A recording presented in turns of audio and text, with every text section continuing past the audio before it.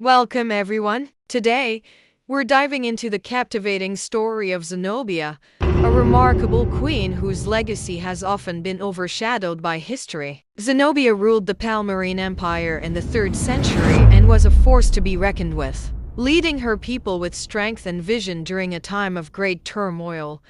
Imagine a woman who not only commanded armies but also engaged in intellectual pursuits, fostering a culture that blended the richness of the East and West. Zenobia was not just a ruler, she was a trailblazer, challenging the norms of her time and proving that leadership knows no gender. Her reign was marked by bold decisions, including the expansion of her empire, which stretched across vast territories, from Syria to Egypt.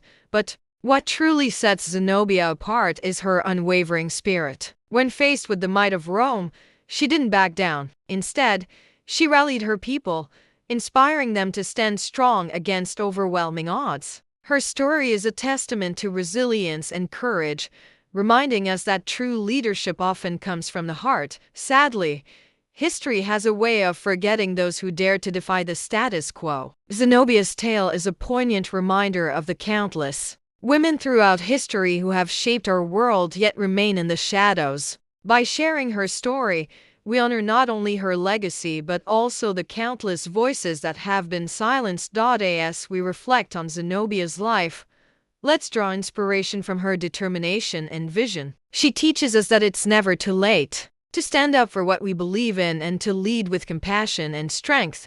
She wasn't Roman, yet she challenged Rome. She wasn't Egyptian, yet she ruled Egypt. This is Zenobia, the forgotten queen who dared to rule a continent before Cleopatra claimed Egypt's throne.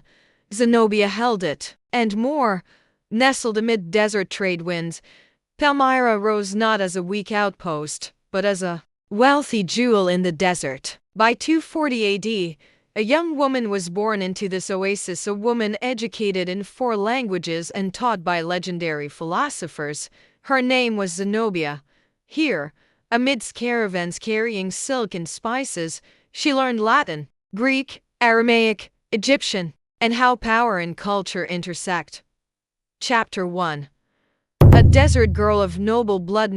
Zenobia was born around 240 AD in Palmyra, a desert city perched on the trade routes between Rome, Persia, India, and China. She came from an aristocratic Palmyrene family, possibly connected by tradition to the old Hellenistic dynasties but likely rooted in local leadership. The electorensical Palmyra thrived on commerce. Its merchants traded across continents through Gaul, Egypt, and as far east as the Tigris River Valley. Encyclopedia.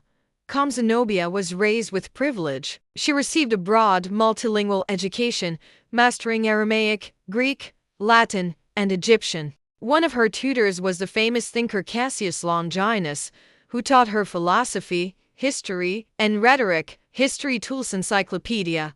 As a young girl, she joined hunting expeditions across rugged Syrian landscapes, learning survival, courage, and leadership in the wild. History Tool Chapter 2. The marriage that shaped destiny. Narrator somber tone. At around age 14, Zenobia married Odaenathus, the powerful lord of Palmyra.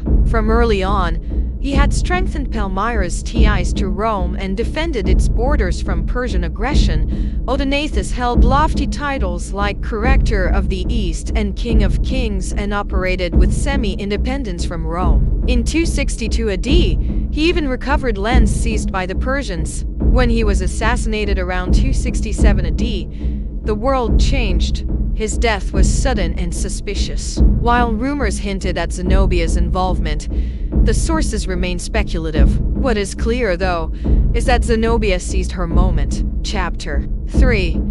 The lioness takes power. Narrator dramatic energy.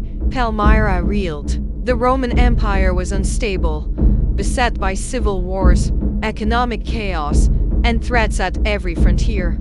Zenobia called the army together. "My son is too young to wield the sword," she declared, "so I shall wield it for him." The troops roared their support. She assumed the titles of Queen Basilia and Regent for Viabella. Thus, her core was a war council of sharp minds. Zabdas, the cavalry general steadfast and tough. Zabai, scout chief master of desert knowledge. Longinus, her cultural advisor who helped link her legacy to Hellenistic icons like Cleopatra and Alexander. Chapter 4. From regency to empire, she publicly pledged loyalty to Rome after Odenathus's death. Yet behind closed doors, Palmyrene officials grew loyal to their queen. Zenobia's gaze turned outward. In 269 AD, she made her bold move. She conquered Egypt, seizing the grain-rich land from a distracted Rome. Then came Asia Minor. She crushed Roman forces and gained control over Anatolia, Syria, Palestine, and more. By 270–271 AD, the Palmyrene domain was one-third of the former Roman East. Chapter 5. Queen, scholar, warrior. Zenobia, now queen and Augusta, ruled with style and substance. She spurred Palmyra's economy, minted coins bearing her name, and championed culture and tolerance. Her physical presence matched her intellect. Ancient sources describe her as dark-complexioned, with sparkling black eyes and teeth like pearls. Her voice was said to be strong like a man's. Reddit Encyclopedia.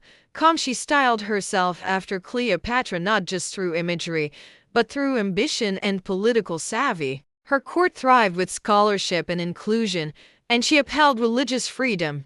Chapter 6. Preview for next episode. By 271 AD, Zenobia had shaped a powerful, independent Palmyrene empire, rich in trade, loyal in arms, and brilliant in culture.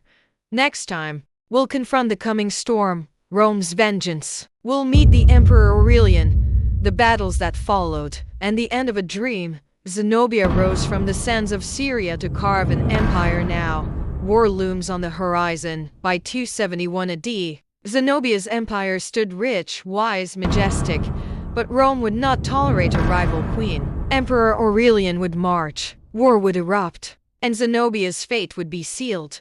Next episode, the clash with Rome. Siege of the Queen coming soon.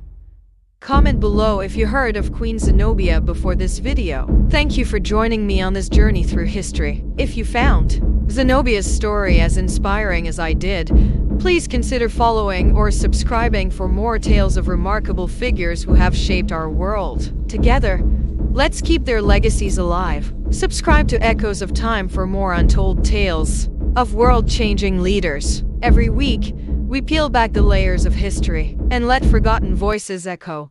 Comment below if you heard